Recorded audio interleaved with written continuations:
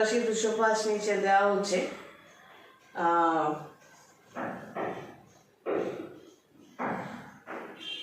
আজকের সাবজেক্টটা হচ্ছে যে আমি নর্মালি খুব চুজি লোক, সবাইকে অ্যালাউ করি না। এই সবাইকে অ্যালাউ করি না বলতে এটা আমি বারবার বলি, আগে চাইতে সেই ফোনগুলো অনেক কম, তবুও আরেকবার বলছি। দেখো,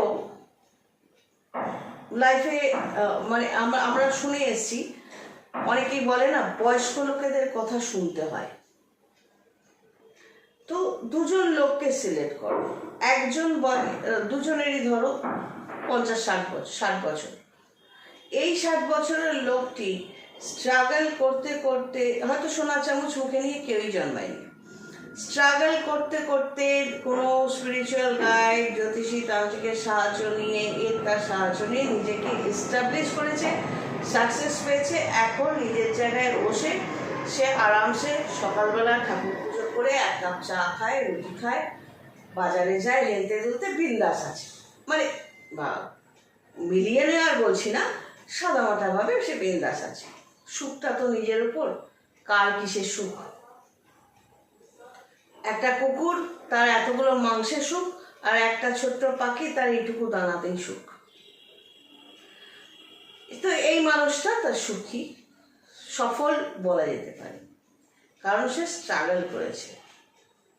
আর এই ব্যক্তি বোধ বুদ্ধি কম, কিন্তু বোকা চালাক, কারো বুদ্ধি নেয়নি, সে নিজের বুদ্ধিতেই চলেছে, কোনো নিয়ম মানেনি, সিস্টেমে চালায়নি। সে একটাই কথা বলে, আমি সারা জীবন গাধার মতো খেটে কি পেলাম। এবং এরও ধরো 60 বছর। আমাকে যদি কেউ বলে, আমি একটাই কথা বলবো, তুমি গাধা, তাই গাধার মতো খেটেছ। আমার বক্তব্য হচ্ছে, কেউ নিজেকে গাধা বলবে কেন? তার মানে সে নিজেকেই এস্টিমেট করছে অ্যাজ গাধা, গাধা হিসেবে নিজেকে সে প্রমাণ করতে চাইছে। পরিশ্রম তো এও করেছে, লাইফ মানি স্ট্রাগল, লাইফ মানি লড়াই। সফলতা পেতে গেলে, নিজের সাবজেক্ট নিয়ে, লক্ষ্য নিয়ে এগোতে গেলে লড়াইয়ের ময়দানে নামতেই হবে, লড়াই করতেই হবে, জেতার মানসিকতা নিয়ে দৌড়তেই হবে। দিস ইজ লাইফ, এর নামই জীবন। এ বুদ্ধি অ্যাপ্লাই করেছে, তার বুদ্ধি নিয়েছে, গাইডেন্স নিয়েছে, বিভিন্ন লোকের থেকে বোধ বুদ্ধি নিয়ে, জিস্ট নিয়ে সে এগিয়েছে এবং সাকসেস পেয়েছে লাইফে। এ বোকা চালাক, অতিরিক্ত চালাক, ধুরন্ধর, সেই জন্য অ্যাকচুয়ালি সে কিছুই অ্যাকসেপ্ট করতে পারেনি। সে বলে সারা জীবন গাধার মতো কেটে কিছুই পেলাম না, এবং 60 বছরে এসে সেই নির্বুদ্ধিতাকে আশ্রয় করেই সে কোনো রকমে দিন গুজরান করছে। তাহলে এই যে সেন্টেন্সটা, যে বয়স্ক লোকের কথার উপর দিয়ে কথা বলতে নেই, বা বয়স্ক লোকের কথা শুনে চলতে হয়, তাহলে তোমরাই বলো এই দুজনের মধ্যে কার কথা শুনে চলবে? যে নির্বোধ, সে শুরুতেও নির্বোধ, শেষেও নির্বোধ, বোকা চালাক, সফলতার সে টাচ করতে পারেনি। আর যে সত্যি সত্যি ইন্টেলিজেন্ট, ক্লেভার আর ইন্টেলিজেন্ট দুটোর মধ্যে পার্থক্য আছে। যে ইন্টেলিজেন্ট, যে সবার থেকে জেনে নিজেকে ঘষে মেজে তৈরি করে এই পর্যন্ত 60 বছরে এসে সকালবেলা ভগবানের পুজো দিয়ে 1 কাপ চা খেয়ে বাজার করতে বেরোচ্ছে, বা নিজের বিছানায় শুয়ে রয়েছে আরামসে, তার বুদ্ধিটা নেবে। বয়স্ক তো দুজনেই সেই রকম। বয়স্ক মানেই যে সে সঠিক বুদ্ধি দেবে, সেটা নাও হতে পারে। আমার ক্ষেত্রে আমি ফার্স্টে জিজ্ঞেস করি, কি করো? যদি কোনো প্রফেশনে থাকো, 25 বছরের ওপর হয়ে থাকো, তাহলে অ্যালাউড। কারণ হচ্ছে একটা প্রফেশন, সে ছোটোখাটো যে কোনো প্রফেশন, মানে তার বাইরের দুনিয়া সম্পর্কে নলেজ আছে, সে স্ট্রাগল করতে জানে। সেই জন্য আমি জিজ্ঞেস করি প্রফেশন কি। নর্মালি 25 থেকে 27 বছর তো আগের জন্মের কর্মফল অনুযায়ী যা যা রেজাল্ট ভোগ করতেই যাবে, ভোগ বলো দুর্ভোগ বলো যা খুশি। আগের জন্মের কর্মফলে যদি মিলিয়ে নেয়ারে ঘরে জন্ম নাও, সোনার চামচ মুখে নিয়ে আরাম টারামগুলো যা কিছু ফেস করবে ওই 25 থেকে 27, তারপরে তোমার কর্মফল কাউন্টিং শুরু হবে, সেই অনুযায়ী তুমি রেজাল্ট পাবে। আর যদি গরিবের ঘরে জন্ম নাও, অনেক অভাবের মধ্যে জন্ম নাও, ওই 25 থেকে 27, তারপর তুমি যে কাজগুলো এই এত বছর ধরে করলে সেখানে রেজাল্টগুলো তুমি পেতে শুরু করবে। এরকম অনেক ব্যাপার আছে। তো আমি জিজ্ঞেস করি যে তুমি কি করো? যদি শুনি হাউস ওয়াইফ, এবার আমার ফার্স্ট কোয়েশ্চেনটা রান্নাবাটি খেলার ব্যাপারটা আছে। যাদের কাজ, এরকম অনেককেই দেখেছি, অনেক হাউস ওয়াইফকে দেখেছি। আমার মা সার্ভিস করতেন, তারপরও তার মানসিকতা এই টাইপেরই ছিল। আমার মাসিদের ক্ষেত্রেও এই টাইপ, তারাও সার্ভিস করতেন, স্কুল টিচার ছিলেন, তাদেরও এই হাউস ওয়াইফ টাইপ। আমি কোনো পার্টিকুলার হাউস ওয়াইফকে বলছি না, মানে এই ক্যাটাগরিটাকে বলছি, এই টাইপের। মানে তাদের মানসিকতা হচ্ছে মেয়ে হয়ে জন্মেছ, ঘরের সব কাজ করো, লেপ তোষক ঝাড়ো, জামা কাপড় ধো, ইস্ত্রি করো, রান্নাবাটি খেলো, এটা ভালো বলছে তো এই খাবারটা বানাও, ও ওটা বলছে তো ওই খাবারটা বানাও, কি না শ্বশুর বাড়ি যেতে হবে, বাচ্চা বাচ্চা করতে হবে, ঠাকুমা দিদিমা হতে হবে, সবার মনোরঞ্জন করতে হবে। এই হাউস ওয়াইফ ক্যাটাগরিটা, আমি কোনো স্পেশাল হাউস ওয়াইফকে বলছি না, কিন্তু এই টিপিক্যাল এই ম্যাটারের, মানে এই সাবজেক্টটা নিয়ে যারা চলে, তার মধ্যে আমার মামাসিরাও ছিলেন। বিয়ে করবি না মানে একটা বিশাল একটা অপরাধের ব্যাপার। আমি ছোট থেকে বলতাম ওসবের মধ্যে আমি আগে নিজে এস্টাবলিশ করবো, ফ্রি বার্ড হয়ে চলবো, আমি আমার মতো বাঁচবো, সময় থাকলে বিয়ের কথা ভাববো, বাচ্চার কথা ভাববো, কারণ বয়সকালে কেউ কারোর রাখে না, সবাই নিজের গণ্ডিতে নিজেরা সবাই একা, মানব আনাবান। তো এই হাউস ওয়াইফ ক্যাটাগরির মধ্যে থেকেও যদি কেউ ফোন করে, আমি অ্যাভয়েড করি, কারণ তাদের নলেজ ওই রান্নাবাটি, ডালের বড়ি, এই কোপ্তা বানাবে, কিমা বানাবে, সন্তান কেন খেলো না, স্বামী কেন খেলো না, প্রশংসা করলো না, স্বামীর পকেটের টাকা বা কতটা আমার পকেটে আসলো, কি ছেলের বউ কেন আমাকে পাত্তা দিচ্ছে না, এই সবের মধ্যেই সব ওরিয়েন্টেড। স্পেশালি নিজের জন্য কিছু করা, নিজের লাইফ, আমি কিছু করব, নিজে ইনকাম করব, আমার যেটুকু নলেজ আছে, যদি নলেজ নাও থেকে থাকে নিজে কিছু শিখব, নিজে ইনকাম করব, না সেটা না, সবাই দিলে ভালো হয়, বিভিন্ন সূত্র থেকে হাতে টাকা দিয়ে গেলে ভালো হয়, এই ক্যাটাগরিটাকে আমি অ্যাভয়েড করি।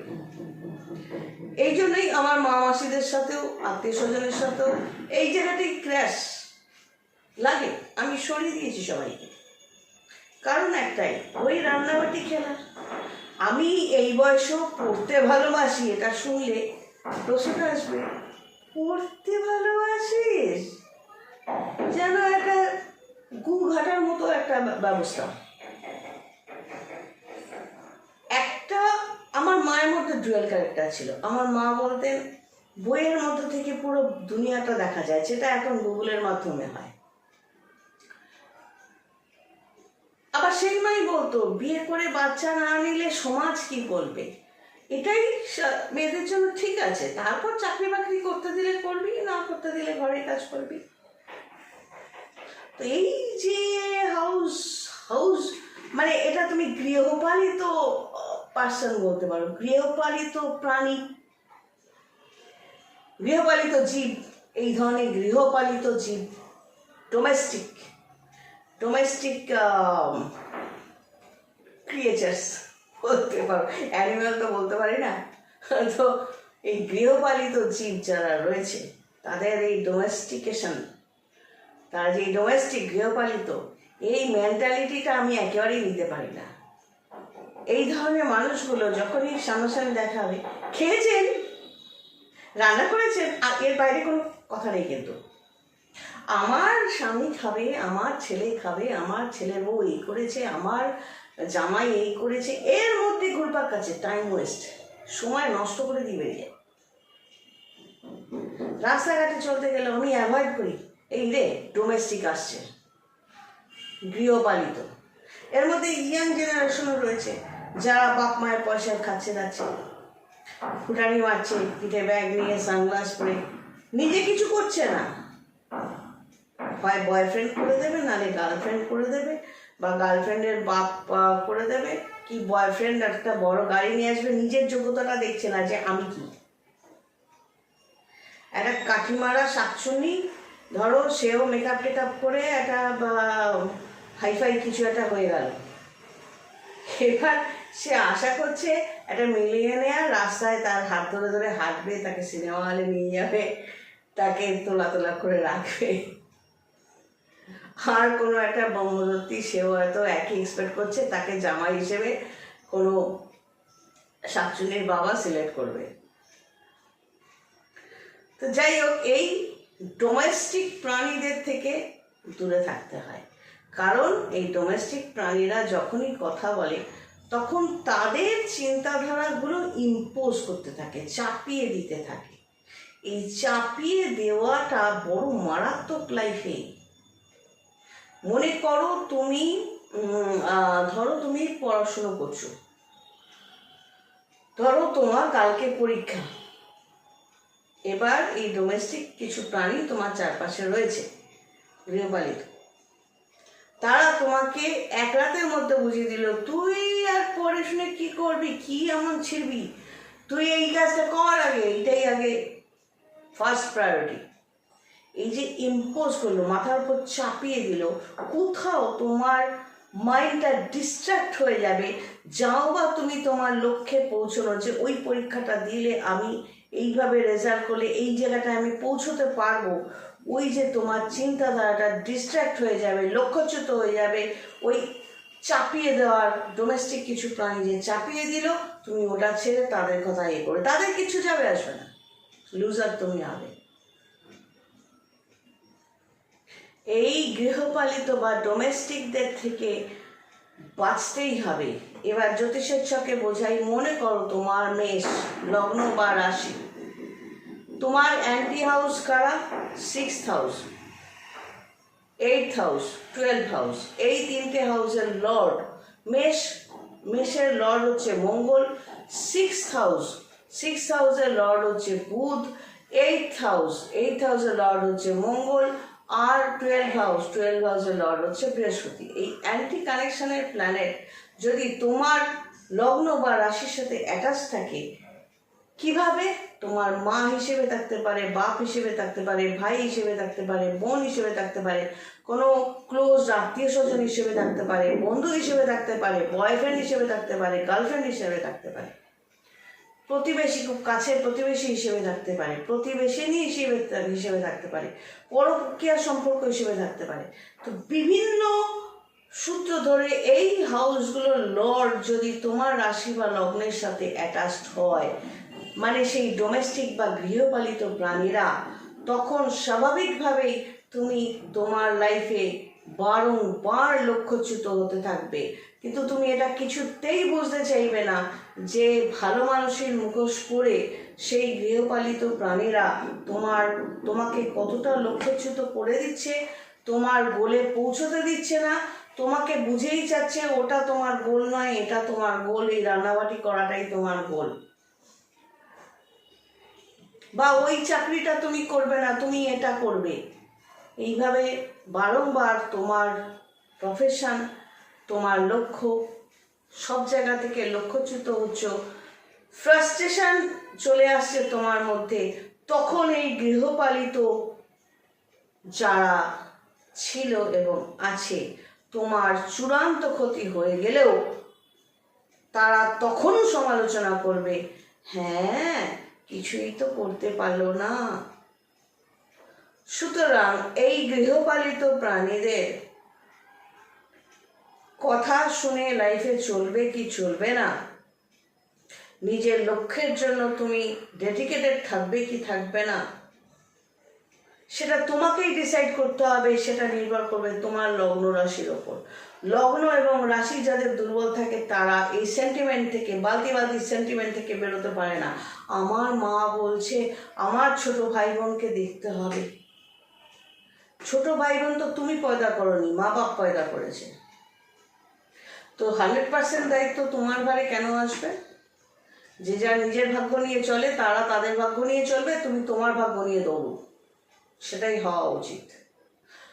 আমি একটা সময় পর্যন্ত অনেক করেছি ঠিক এই গৃহপালিত আমার চারপাশে সব আপনজনদের জন্য। বদলে কি পেয়েছি? জোড়া পায়ে লাথি, রক্তাক্ত মানসিকভাবে, আর হার্ট বলে যদি কিছু থাকে সব রক্তাক্ত করে দিয়েছে আঘাতে আঘাতে, অসভ্যতা তাদের ছোট মানসিকতা দিয়ে। অ্যান্ড আই লেফট দেম বিদেহ ভাঁড় মেজা। And I started to think about myself. ভালো আছি যবে থেকে ডাস্টবিন নিজের লাইফ থেকে সরিয়ে দিতে পেরেছি, সত্যিই ভগবানের আশীর্বাদে বিন্দাস আছি, ভালো আছি। আমি আমার কাস্টমার আর ভগবানের পুজো আর নিজের কাজকর্ম, নিজের প্রফেশন, আমার প্রফেশনটা আমার ভালোবাসার জায়গা, addiction, and I am feeling better, ভালো আছি আমি। এখন মনে হয় যে এত বছর ধরে আত্মীয় স্বজনের নামে, সব আপনজনদের নামে, মা বাবার জন্য করা, তার সংসারে তাদের সংসারের জন্য করে এত সময় নষ্ট করে ফেলেছি। কোথায় তারা? তারা কোথায়? কেউ থাকে না। আজকে যদি আমি হেরে যেতাম, আমার লক্ষ্যে আমি পৌঁছতে না পারতাম, তাদের প্রত্যেকে একটাই কথা বলতো, কোনো গুণই তো নেই, চেষ্টা করলো পারলো না। এখন বাবা নিশ্চয়ই চেকিংবাজি করছে, নিশ্চয়ই 2 নম্বরই করছে, হারামখোর। যে রাতের পর রাত পড়া বা নিজের প্র্যাকটিস এত বছর ধরে, সেগুলো চোখে পড়বে না। এই ডোমেস্টিকগুলোকে আমার লাইফ থেকে আমি তো বার করে দিতে পেরেছি, তুমি পারবে কিনা ভেবে না। যদি না পারো, আর যদি পারো নিজের লক্ষ্য স্থির করে নিজের দিকে এগোতে, you will be the winner. Yes, God bless and take care.